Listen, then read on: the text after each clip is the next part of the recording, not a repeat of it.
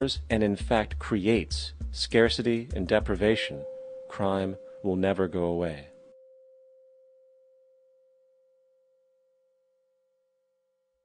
If people have access to the necessities of life without servitude, debt, barter, trade, they behave very differently.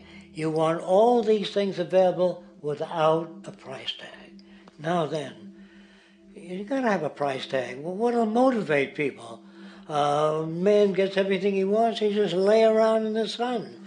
This is the myth they perpetuate. People in our culture are trained to believe that the monetary system produces incentive. If they have access to things, why should they want to do anything? They will lose their incentive. That's what you're taught to support the monetary system. When you take money out of the scenario, there would be different incentives, very different incentives. When people have access to the necessities of life, their incentives change. What about the moon and the stars? New incentives arise. If you make a painting that you will enjoy giving it to other people, not selling it.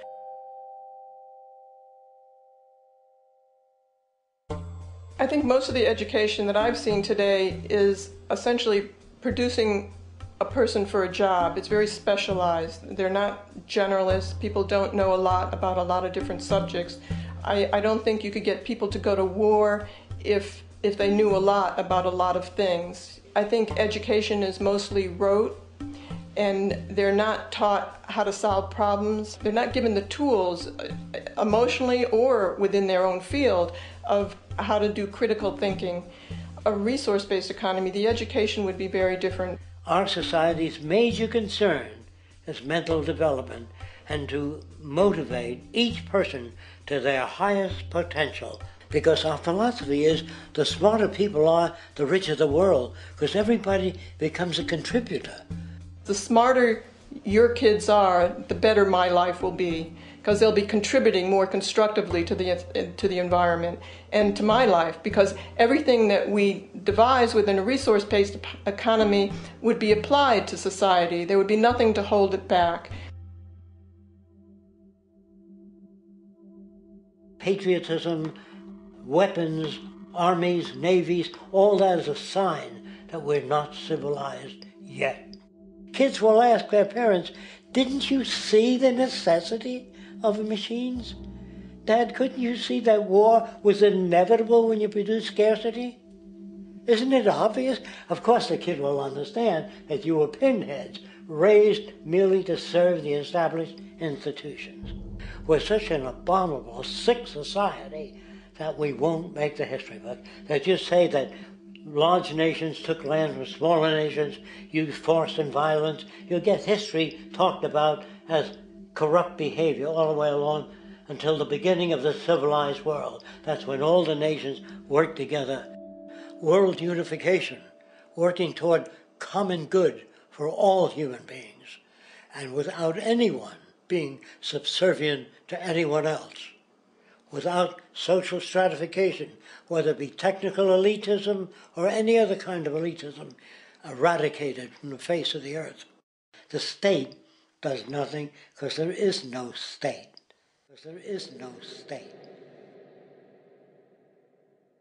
The system I advocate, a resource-based global economy, is not perfect.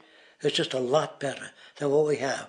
We can never achieve perfection.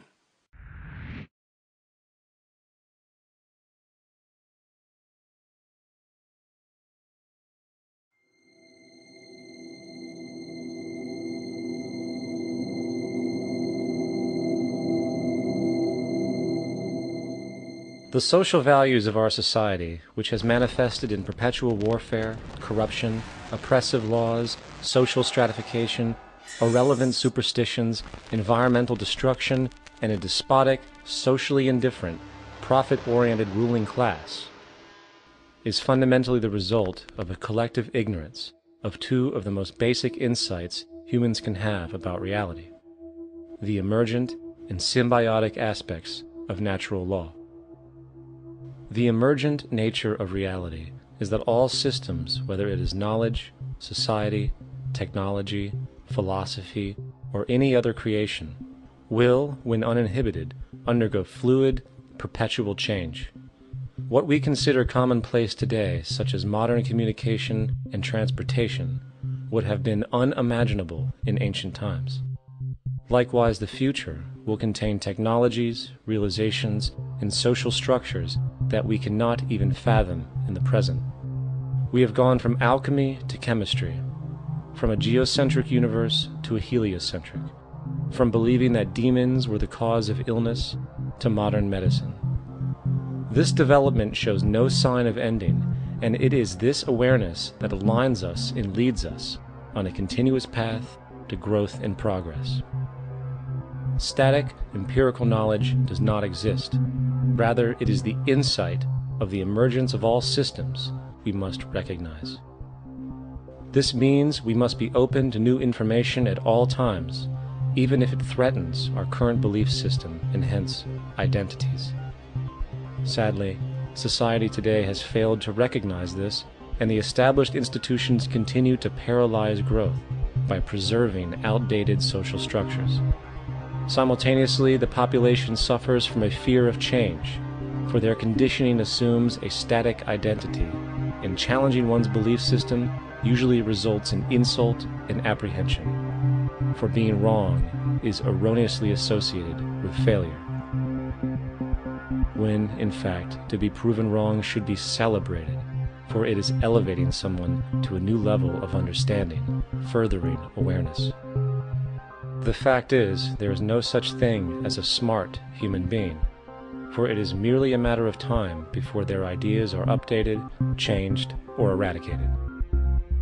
And this tendency to blindly hold on to a belief system, sheltering it from new, possibly transforming information, is nothing less than a form of intellectual materialism.